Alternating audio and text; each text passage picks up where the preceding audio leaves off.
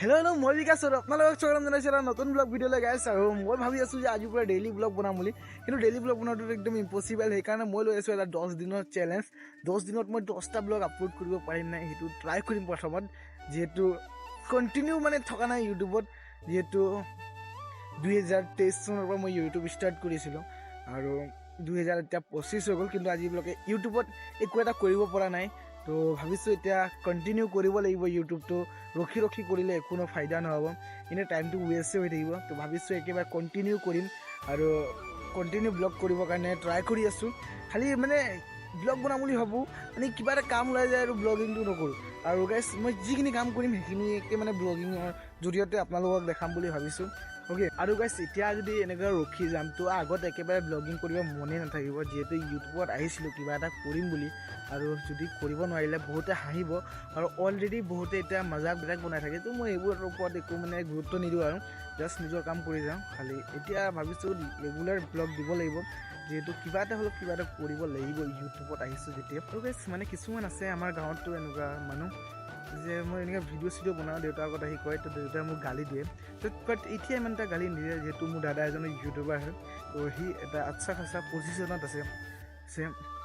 যিহেতু দাদাই বুজালে আমাৰ ঘৰৰ মানুহ যে এই ভিডিঅ' বনাই আমি বহুতখিনি কাম কৰিব পাৰোঁ তো সেইকাৰণে এতিয়া অলপ ঘৰৰ অলপ ছাপৰ্ট আছে সেইকাৰণে এতিয়া মানে অলপ ব্লগ চলগ বনাবলৈ সহজ হৈছে নহ'লে আগত গালি শুনিবলগীয়া এনেকৈ যদি ব্লগ বনাওঁ বা ভিডিঅ' বনাওঁ আৰু গাইছ এতিয়া প্ৰায় 5টা মানে সময় হ'ল আৰু এইফালে মই গৰু ঘাঁহ আনিছিলোঁ গৰু ঘাঁহ খাই খতম কৰিলে এতিয়া গৰুকেইটাক বান্ধিলোঁ আৰু গাইছ এতিয়া গৰু বান্ধি অলপ ৰাস্তালৈ ওলাই আহিলোঁ ঘৰতনো কিমান থাকিম আৰু যিহেতু সন্ধিয়া সময়ত এনেই আহোঁ আৰু এইফালে ৰাস্তাৰ ফালে অলপ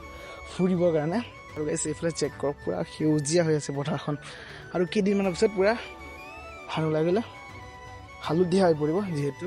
এনেকুৱা দিব বোলক আপোনালোকক দেখাই আছোঁ যিহেতু আমাৰ এইফালে অলপ মানে ধান পকি গৈছে আৰু ইমান এটা পকা নাই আৰু জাষ্ট অলপ পকিছে সেইবিলাক আপোনালোকক দেখাই আছোঁ সেইফালে চেক কৰোঁ সেয়া পকি গৈছে এনেকুৱা হৈ যাব জাষ্ট এতিয়া এনেকুৱা হৈ আছে আৰু কেইদিনমানৰ পাছত এনেকুৱা হৈ যাব ধান ওলোৱাৰ পাছত আহিছে গাইছ কিমান কষ্ট কৰি ধান লগাইছোঁ কিন্তু এইবছৰ গাইছ পানীয়ে বহুত ধান মাৰিলে আমাৰে প্ৰায় 1 বিঘামান ধান পূৰা পানীয়ে মাৰি দিলে গাইছ আৰু গাইছ এইফালে ট্ৰেক্টৰখন ফচিছে চাবলৈ যাওঁ যিহেতু ঠেলি মেলি ওলাব পৰা যাবতো আমি ঠেলি মেলি উলিয়াই দিমগৈ যিহেতু ঠেলি ওলাব পৰা যাব যেন লগা নাই গাইছ যিহেতু চকা আপোনালোকে দেখিছোঁ পূৰা সোমাই গৈছে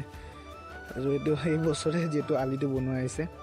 পূৰা বালি মাটি দিয়া আছে আৰু বালি মাটিত এইটো সোমাই গৈছে চকাটো আৰু গাইছ আমি বহুতখিনি মানুহে ঠেলি উলিয়াব চেষ্টা কৰিছোঁ ঠেলি উলিয়াব নোৱাৰাৰ কাৰণে এইফালে ট্ৰেক্টৰখন মাতি আনিছে চাওঁ এতিয়া ট্ৰেক্টৰে টানি উলিয়াব পাৰে নে নাই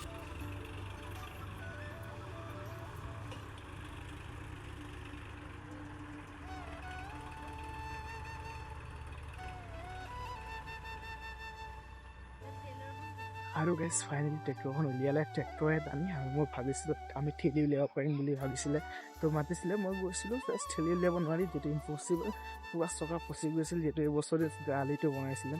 তাতে উঠাই দিছে আৰু ফচিবই বালি মাটি আৰু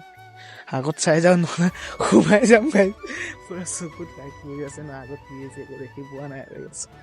পূৰা আন্ধাৰ হৈ আছে গাইছ আৰু গাইছ এতিয়া ঘৰতে পাইছোঁ ভৰি আছোঁ ইয়াত ধুই সোমাইছোঁ আৰু এতিয়া আকৌ মোক দোকান পঠিয়াইছে বোলে চাহৰ লগত খাবলৈ বিস্কুট পায় আৰু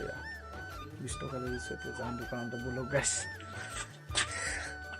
আৰু গাইছ এইফালে দোকানৰ পৰা বিস্কুট লৈ ল'লোঁ আৰু এতিয়া গৈ আছোঁ ঘৰলৈ ব'লক চাহ খাই লওঁ এতিয়া আৰু এইফালে গাইছ বিস্কুট আনি চাহ খাবলৈ বহি গ'লোঁ আৰু গাইছ এতিয়া চাহটো খাই লওঁ আৰু গাইছ আজি ব্লগটো মানে যিহেতু এতিয়া এই ব্লগটো এডিট কৰিব আছে তেন্তে আজি ব্লগটো মানে আপোনালোকে যদি চাই ভাল লাগিলে লাইক কমেণ্ট শ্বেয়াৰ ছাবস্ক্ৰাইব কৰি দিব